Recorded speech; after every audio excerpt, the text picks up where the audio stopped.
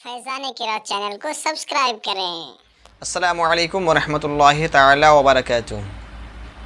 आज का सबक है क़ायदा नंबर 5 सफ़ा नंबर 4। क़ायदा नंबर 5, दरमियान क़िराअत शुरू सूरत में बिस्मिल्लाह पढ़ने की 3 सूरतें हैं। वस्ल कुल, फ़स्ल कुल, फ़स्ल अव्वल, वस्ल सानी। आइए हम समझते हैं कि दरमियान क़िराअत और शुरू सूरत किसे कहते हैं। दरमियान क़िराअत यानी पढ़ाई के बीच में जब भी कोई सूरत आ जाए तो इसी को कहते हैं दरमियान क़िराअत और शुरू सूरत। मिसाल के तौर पर अंत मौलाना फंसुरना अलल कौमिल काफिरीन, सूरह बकरा ख़त्म हो गई। अब कौन सी सूरत आई? सूरह आले इमरान। इसी को कहते हैं दरमियान क़िराअत शुरू सूरत। सूरह बकरा ख़त्म हुई है, सूरह आले इमरान आ गई है ना। आप समझ गए होंगे इसी को क्या कहते हैं, दरमियान क़िराअत शुरू सूरत। और दूसरा मिसाल दे देता हूँ आपको, जैसे फातिहा वगैरह में पढ़ते हैं सूरह काफिरून पढ़ते हैं पहले, उसके बाद फिर सूरह इखलास पढ़ते हैं। तो सूरह इखलास जो आए काफिरून के बाद, इसी को कहते हैं दरमियान क़िराअत शुरू सूरत। सूरह काफिरून ख़त्म और सूरह अल इखलास क्या हो गई, शुरू हो गई। तो यहाँ पर 3 वजह जायज़ हैं। क्या क्या? वस्ल कुल यानी तीनों को मिला देंगे। सूरह काफिरून के आखिरी आयत को बिस्मिल्लाह के साथ और बिस्मिल्लाह को सूरह इखलास के शुरू के साथ, पहली आयत के साथ। जैसा कि लकुम दीनुकुम वलिया दीन बिस्मिल्लाहिर्रहमानिर्रहीम कुल हुवल्लाहु अहद।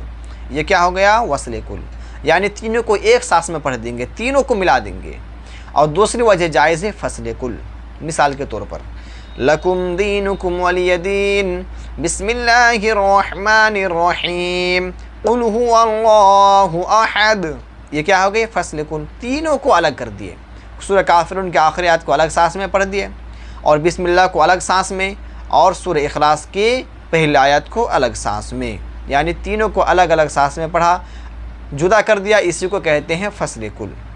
और जो तीसरी वजह जायज़ है वो है फ़स्ल अव्वल वस्ल सानी। तीसरी वजह क्या जायज़ है? फ़स्ल अव्वल वस्ल सानी। जैसे कि लकुम दीनुकुम वलिया दीन बिस्मिल्लाहिर्रहमानिर्रहीम कुल हुवल्लाहु अहद, यानी सूरह काफिरून की आखिरी आयत को अलग सांस में पढ़ दिया। फ़स्ल अव्वल यानी पहले को जुदा कर दिया, है कि नहीं।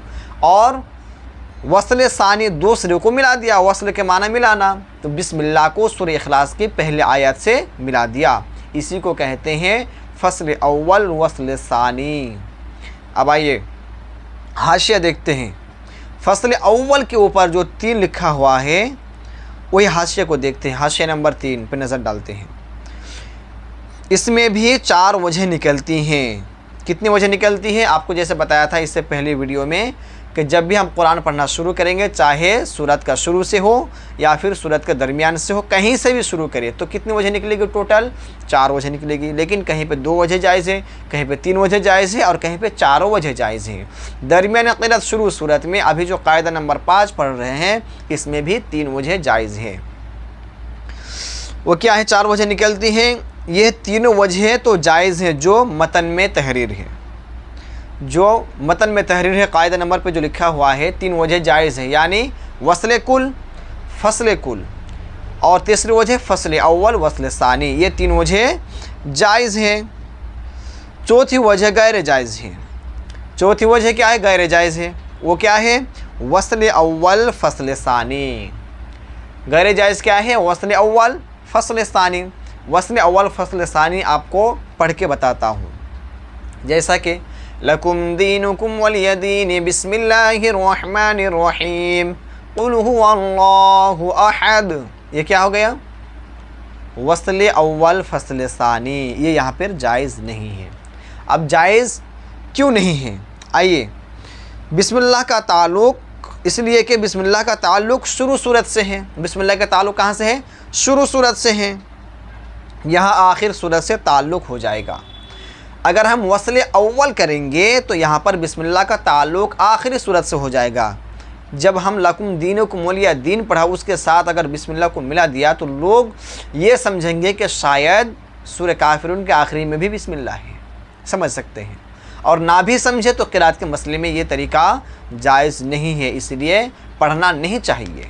जब भी पढ़ना होगा ये जो 3 तरीका बयान किया गया है यही 3 तरीक़े से पढ़ना पड़ेगा, और जो चौथी वजह है ये जायज़ नहीं है, इसलिए हमें इससे बचना चाहिए। चलिए अब आगे बढ़ते हैं, फ़ायदा पढ़ते हैं। जिस जगह से हर्फ निकलता है उसे मखरज कहते हैं, और जिस अंदाज से हर्फ अदा होता है उसको सिफत कहते हैं। मखरज और सिफत के साथ अदा करने को तजवीद कहते हैं, और तजवीद के ख़िलाफ़ हो तो उसे लहन कहते हैं। इसको अच्छे तरीके से समझने की कोशिश करते हैं। जिस जगह से हर्फ निकलता है, हाशिया नंबर 4 पढ़ते हैं। आइए हाशिया नंबर 4। जो इंसान के मुँह से किसी मखरज मुहक्कक या मुक़द्दर पर ठहरते हुए ख़ास कैफियत के साथ निकले वो हर्फ है। इंसान तो कभी भी कुछ भी बक देते तो सारे हर्फ नहीं होते। हर्फ किसे कहते हैं? जो इंसान के मुँह से किसी मखरज मुहक्कक या मुक़द्दर पर ठहरते हुए ख़ास कैफियत के साथ निकले वो हर्फ है।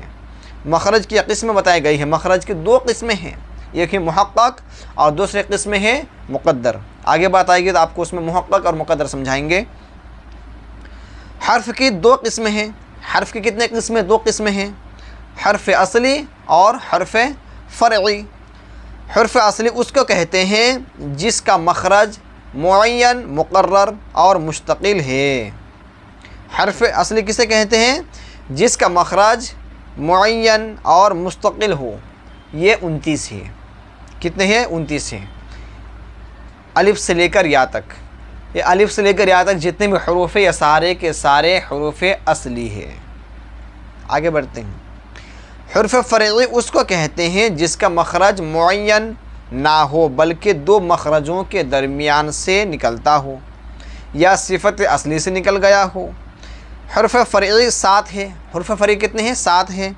अलिफ मुमाला, हमज़ा मसाला, अलिफ मुमाला, हमज़ा मसहला, हर्फ गुन्ना, अलिफ वाव लाम और वाय मुफ़ख़मा। राय मुफ़ख़मा में इख्तिलाफ़ है। राय मुफ़ख़मा में क्या है? इख्तिलाफ़ है। तो हर्फ असली कितनी है? 29 है, अलिफ से लेकर या तक। और हर्फ फ़रई 7 है जो आपने सुना, अलिफ मुमाला, हमज़ा मसहला है कि नहीं, हर्फ गुन्ना, अलिफ वाव लाम और वाय मुफ़ख़मा। लेकिन राय मुफ़ख़मा में इख्तिलाफ़ है। किसी का नज़दीक हर्फ असली है, किसी के नज़दीक हर्फ फ़रई है। बाज़ असली का कायल है, बाज़ फ़रई के। बहरहाल ये तो मुलक्का फ़रई है या मफ़ख़ुमा, दोनों में एक ज़रूरी फ़रई है। चलो आगे बढ़ते हैं। जिस जगह से हर्फ निकलता है उसे मखरज कहते हैं। अब हर्फ के बारे में तो आपने सुना, अब मखरज पर नज़र डालते हैं। मखरज के ऊपर जो 5 लिखा हुआ है, तो आइए 5 नंबर हाशिया देखते हैं। मखरज की 2 किस्में हैं, मुहक्कक और मुक़द्दर। मखरज की कितनी किस्में हैं? 2 किस्में हैं। क्या क्या? एक है मुहक्कक और दूसरा मुक़द्दर। हर्फ की आवाज़ मखरज पर ठहर जाए तो उसे मुहक्कक कहते हैं। हर्फ की आवाज़ मखरज पर ठहर जाए तो उसे क्या कहते हैं? मुहक्कक कहते हैं। और हर्फ की आवाज़ मखरज से निकलकर सांस पर ठहर जाए तो उसे मुक़द्दर कहते हैं। जैसे आपको मैं मिसाल बताऊँ कि हर्फ की आवाज़ मखरज पर ठहर जाए तो उसे मुहक्कक कहते हैं। जैसे कि मीम, यानी मीम का मखरज क्या है? दोनों होठ मिलकर मीम अदा होता है, दोनों होठ के तरी से मीम, है कि नहीं? या फिर जीम, जैसे ही हर्फ ख़त्म हुआ वैसे ही सांस भी बंद हो गई, यानी ये हर्फ सांस पर ख़त्म नहीं हुई। इसको क्या कहते हैं? मखरज मुहक्कक। और जो मखरज मुक़द्दर है, जैसा कि इसमें क्या बता रहे हैं कि हर्फ की आवाज़ सांस पर ठहरे तो उसे मुक़द्दर कहते हैं। जैसा कि बा है ना, बा का मखरज क्या है? दोनों होठ मिलकर बा अदा होता है, दोनों होठ मिलकर बा अदा होता है। लेकिन जब इसका ख़त्म हुआ, जब इंतहा हुआ, तो कहाँ पर? बा हवा में, है कि नहीं? सा हवा में। ये क्या हो गया? मखरज मुक़द्दर हो गया। मखरज मुहक्कक किसे कहते हैं?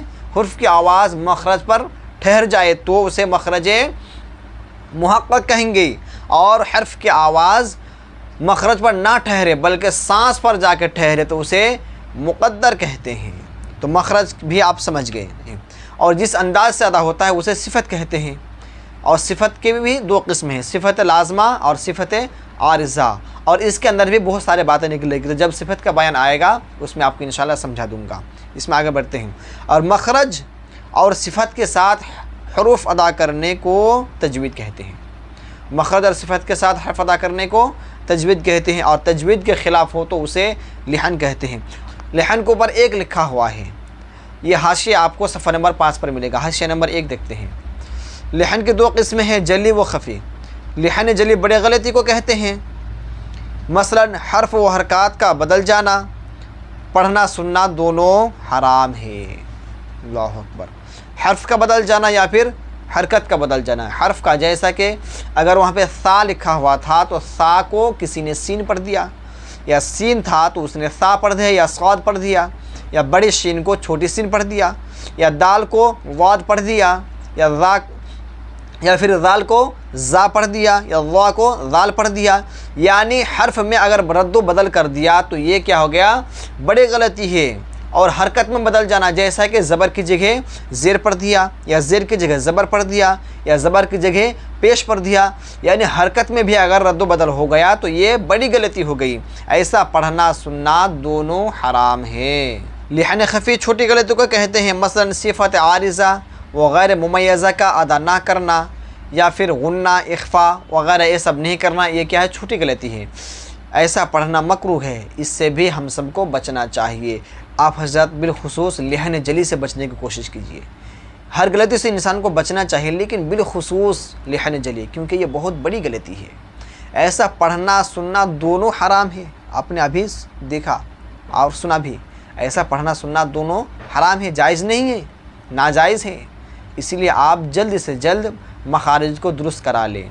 अल्लाह तबारक व तआला की बारगाह में दुआ है कि हमें अच्छी तरीके से कुरान पढ़ने और पढ़ाने की तौफीक अता फ़रमाएँ, और हम सबको इल्म नाफ़ी अता फ़रमाएँ। आप हज़रत दुआ में याद रखें। अस्सलामु अलैकुम व रहमतुल्लाहि तआला व बरकातुहू। फैज़ान क़िराअत चैनल को सब्सक्राइब करें।